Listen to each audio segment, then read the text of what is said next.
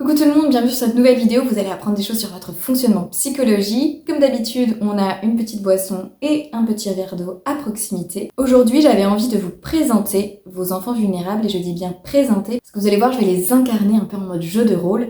Je vais les présenter comme des parties, comme des personnages. Donc si tu veux mieux comprendre tes enfants vulnérables et voir un petit peu à quoi ils peuvent ressembler, je t'invite à regarder la vidéo jusqu'au bout. Mais avant sa petite présentation, je suis Laure, psychologue clinicienne et psychothérapeute, qui est spécialisée dans la prise en charge des personnes qui ont vécu des psychotraumatismes, et j'accompagne aussi des personnes qui ont des neuroatypies. Alors avant d'amener les enfants vulnérables dans cette vidéo, je voulais vous partager un concept qui, je trouve, en France, on en parle très peu, voire pas du tout. C'est pas quelque chose que moi j'ai appris personnellement dans mes études, mais c'est avec toutes mes recherches annexes, parce que étant une passionnée de psychologie, il y a énormément de choses que j'ai étudiées par moi-même en lisant des livres, en écoutant des podcasts, en regardant des vidéos. Bref, je vais vous parler d'un concept qui s'appelle le flashback émotionnel, qui a été théorisé par Pete Walker. Je vous mets toujours les références en description. Lui, il l'a théorisé dans le cadre du trauma complexe. Alors, je vais pas parler du trauma complexe aujourd'hui, on va vraiment se concentrer sur le flashback émotionnel et les enfants vulnérables. Mais si c'est des choses qui vous intéressent, n'hésitez pas aussi à me dire en commentaire si vous voulez que je fasse des vidéos sur le sujet. Donc, on commence par des définitions. Si vous regardez mes vidéos, vous savez que j'aime bien définir les choses. Qu'est-ce qu'un flashback émotionnel ? Eh bien, un flashback émotionnel, c'est un souvenir que vous ressentez. C'est-à-dire que contrairement au flashback habituel, vous n'avez pas d'image, vous n'avez pas de souvenir spécifique qui vous vient à l'esprit. Un flashback émotionnel, c'est vraiment une émotion, des ressentis. C'est une réaction émotionnelle que vous allez avoir dans le temps présent qui vous ramène à un état émotionnel d'un enfant blessé. Et c'est pour ça que j'ai commencé la vidéo en parlant des enfants vulnérables, parce que derrière le flashback émotionnel, il y a des enfants vulnérables qui sont activés. En fait, quand vous vivez un flashback émotionnel, quand vous avez un flashback émotionnel, c'est comme si vous reviviez une émotion désagréable que vous avez vécue quand vous étiez enfant.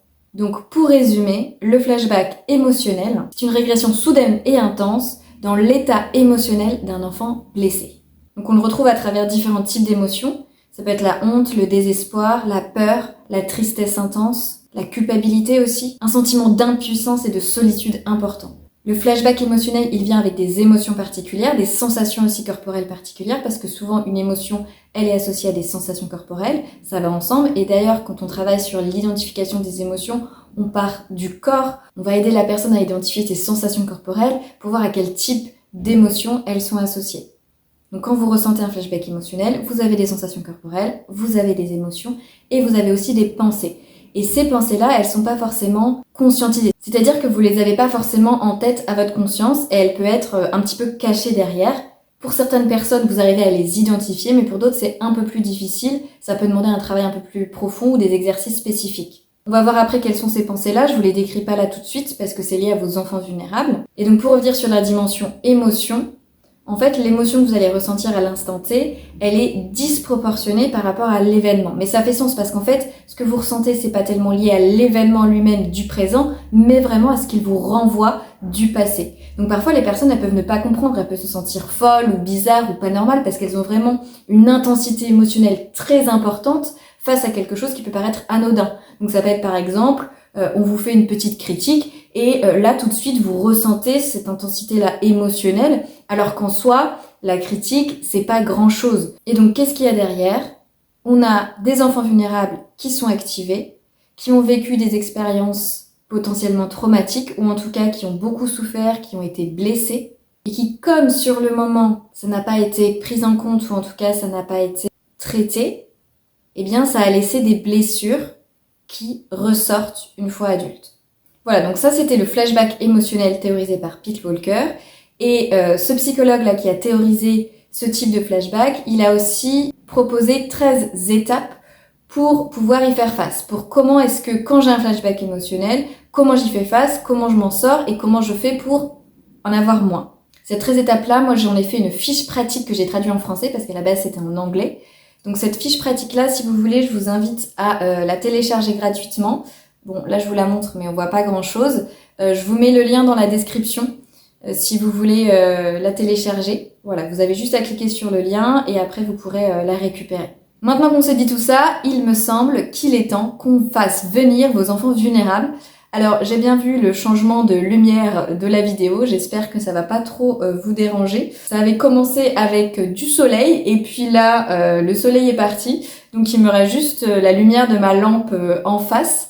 Voilà, on est un peu en mode cosy. Alors, pour ceux qui regardent pas mes vidéos, c'est la première fois que vous voyez ma vidéo, il faut savoir qu'ici, je fais le moins possible de montage, et l'idée c'est qu'on est en conversation comme si vous étiez avec moi dans la même salle. Donc voilà, je fais pas des décors de ouf ou des lumières de ouf. L'idée c'est vraiment d'être en mode plus naturel.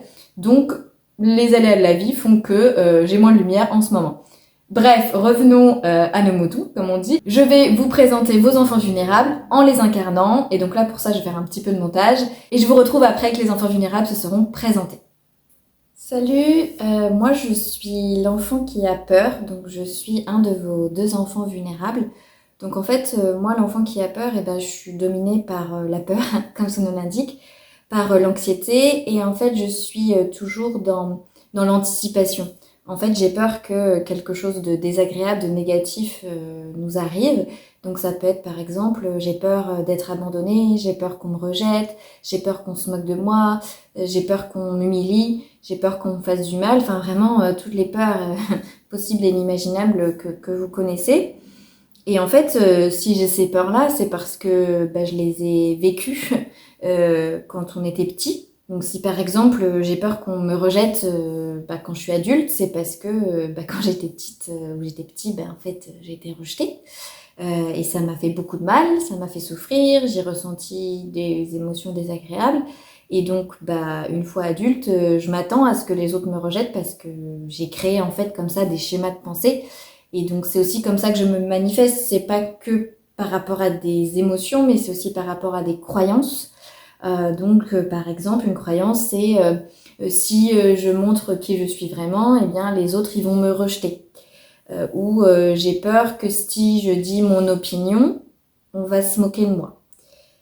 Donc c'est vraiment des croyances qui sont liées au futur, comme je disais tout à l'heure sur l'anticipation, de s'attendre à ce que quelque chose de négatif arrive. Et donc je suis assez en insécurité. J'ai beaucoup de sentiments d'insécurité. Donc ça c'est aussi une croyance de dire que je suis pas en sécurité. Et en fait, quand je suis activée, ça peut créer un flashback émotionnel parce que j'ai tellement d'émotions, j'ai tellement peur il faut que ce soit ressenti. Enfin, ça dépasse le contrôle ou les capacités de l'adulte dans lequel je suis activée. Et puis après, il y a la partie protectrice qui prend le relais. Mais quand je suis activée, en général, c'est que la partie protectrice, elle n'a pas réussi à me contenir en fait. Parce que la partie protectrice, elle aime bien nous exiler parce que elle aime pas trop qu'on soit présent et qu'elle veut pas qu'on ressente des émotions négatives. Mais là, quand c'est vraiment trop fort, en fait, elle peut pas me contenir. Et donc c'est vraiment, je vais être activée par exemple, si on reprend la peur du rejet, je suis avec un groupe de personnes et il y a quelqu'un potentiellement qui va dire un truc sur ce que j'ai dit, genre ah ta blague elle est pas drôle.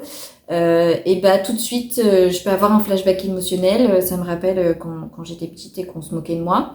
Et donc tout de suite intensité émotionnelle importante et là j'ai toutes ces émotions qui sont présentes. Voilà, je pense que j'ai fait le tour. Après, si tu as des questions, n'hésite pas à me les poser en commentaire et puis j'essaierai de te répondre. Du coup, j'y vais et puis je laisse la place à l'autre enfant vulnérable. C'est moi, l'autre enfant vulnérable. Moi, en fait, je suis l'enfant triste. C'est-à-dire que ce qui me domine, c'est une douleur affective. Donc ça peut être par exemple la solitude, l'abandon. Parfois, je peux ressentir un vide intérieur.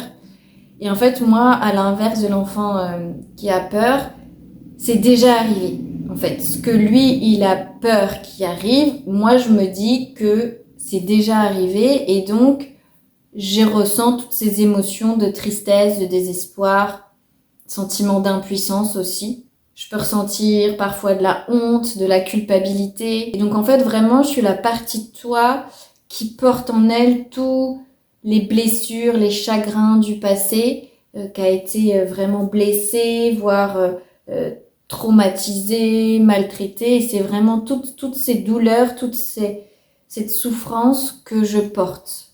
Ça peut être aussi des besoins affectifs qui n'ont pas été comblés. Donc des manquements, ça peut être de la négligence émotionnelle. Et donc moi, j'ai vraiment besoin d'être entendue, consolée, d'être prise en compte, parce qu'aussi souvent la partie protectrice, elle m'aime pas trop, elle m'exile, elle veut pas que je sois là parce que ça fait du mal. Mais en fait, pour être établie, il faut qu'on me prenne en compte, parce que sinon je vais rester toujours comme ça, je vais toujours ressentir ça. Et avec les psychologues ou tous les thérapeutes, ce qu'on fait, c'est qu'on va me prendre en compte. On va vraiment essayer d'enlever ce poids que je ressens et toute cette souffrance qui est là. Donc moi aussi, j'ai des croyances.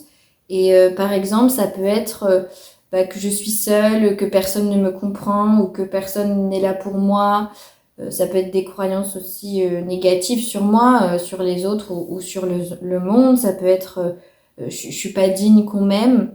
Tout ce genre de croyances en fait que j'ai construit en fonction des expériences que j'ai vécues et en fonction de comment les autres ils m'ont traité et s'ils ont satisfait ou pas mes besoins.